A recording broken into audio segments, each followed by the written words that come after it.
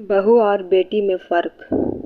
आज के बदलते दौर में कोई कितना भी पहले कह ले कि मैं बेटी और बहू में फ़र्क नहीं रखता या रखती, यह मिथ्या है। हर घर की एक ही कहानी है। बेटी बेटी ही होती है और बहू बहू ही। जिस दिन बहू को बेटी का दर्जा दे दिया जाएगा, उसी दिन से बहू की बातों को बुरा नहीं माना जाएगा। यदि हमारी बेटी कभी गुस्से में कुछ बोल जाती है तो हम सुनते भी हैं और बर्दाश्त भी करते हैं। जब एक बहू कभी कोई बात बोलती है, कुछ बोल जाती है, उसे हम सभी दिल से लगा लेते हैं। दिल से नहीं लगाना चाहिए। जब अपने बेटी मान लिया है तो दर्द कैसा, लेकिन यह हो नहीं पाता, इसलिए कि वो एक बहू है। अपनी बहू को लोग मायके जाने पर मुंह फुलाते हैं, क्योंकि जब खुद की बेटी ससुराल से नहीं आने पाती है तब दर्द होता है। बहू के लिए क्यों नहीं कि वो भी तो किसी की बेटी है, उसे भी तो अपना मायका याद आता होगा, अपने माता पिता की याद आती होगी, अपने भाई बहनों को याद करती होगी, अपने बचपन की सहेलियों को याद करती होगी। बेटी तो आ गई, अब ससुराल की बुराइयां का खजाना खुल गया। क्या कोई सोचा कि इसी तरह भाभी या बहू भी करती होगी, जो हम सब ने उसके साथ किया है।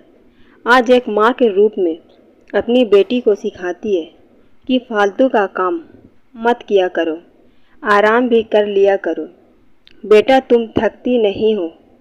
और जब बहू की बारी आती है तो उसी माँ के शब्द क्या होते हैं, अरे बहू, जल्दी थक जाती हो।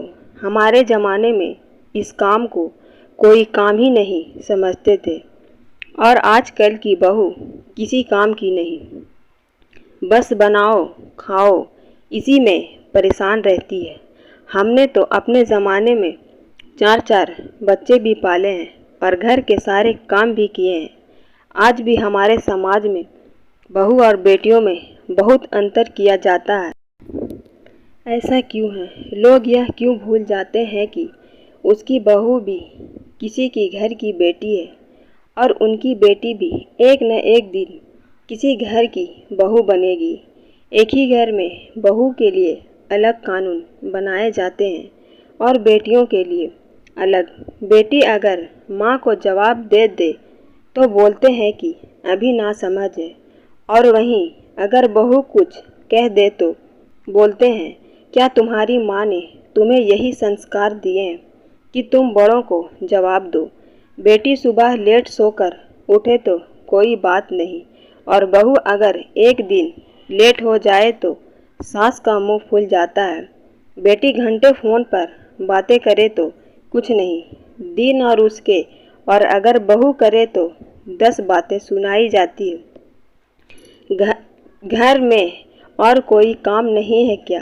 बेटी खुलकर हंस सकती है, नाच सकती है, गा सकती है, वही बहू को ऊंची आवाज़ में बात करना भी गलत माना जाता है। बेटी घर में कुछ भी काम ना करे तो छोटी है, अभी सीख जाएगी, और वही बहू पूरा दिन काम करे या अगर उसे कोई काम ना हो पाए या गलत हो जाए तो बोला जाता है कि इतनी बड़ी हो गई, अभी तक काम करने का भी तरीका नहीं आया। घर में जो बेटियां पहन सकती है वह बहुएं नहीं। उन्हें कहा जाता है कि बड़ों का लिहाज शर्म या नहीं है। बेटियों के लिए क्या बड़े आंखें बंद कर लेते हैं। बेटी ससुराल में खुश होती है तो खुशी होती है, और बहू ससुराल में खुश है तो खराब लगता है। दामाद बेटी की मदद करे तो अच्छा लगता है, और बेटे बहू की मदद करे तो जोरू का गुलाम कहा जाता है। बेटी जीन्स पहने तो खुश होते हैं कि मॉडर्न फैमिली है, और बहू सलवार सूट भी पहन ले तो बेशर्म लगती है। बेटी को ससुराल में अकेले काम करना पड़े तो चिंता होती है कि मेरी बेटी थक जाएगी, और बहुत सारा दिन अकेले काम करे फिर भी बहू कामचोर कहलाए। बेटी की सास और ननद काम न करे तो गुस्सा आता है, और जब वो अपने घर में बहू की मदद न करे तो वो सही गलत है। बेटी की ससुराल वाले ताना मारे तो गुस्सा आता है। इस मानसिकता को बदलना होगा।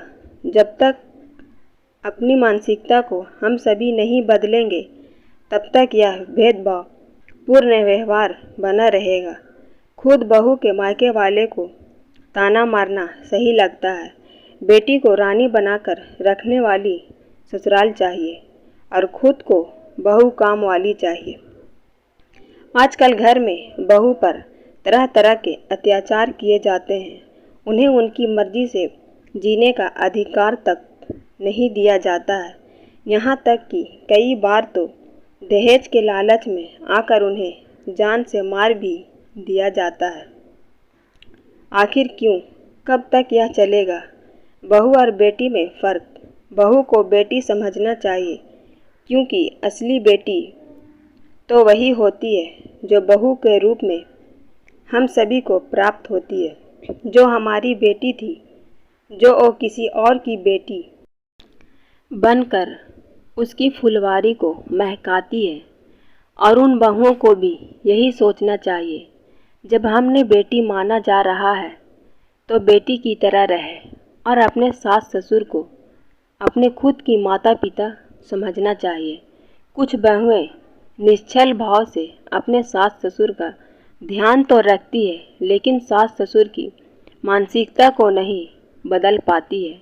जैसे कि यदि बहू अपने माता पिता की तरह देखभाल करे तो वो बेटी की तरह ही तो आपका ध्यान रख रही है। अब इतने पर भी कुछ सास ससुर ऐसे हैं, अलग भाव से देखते हैं।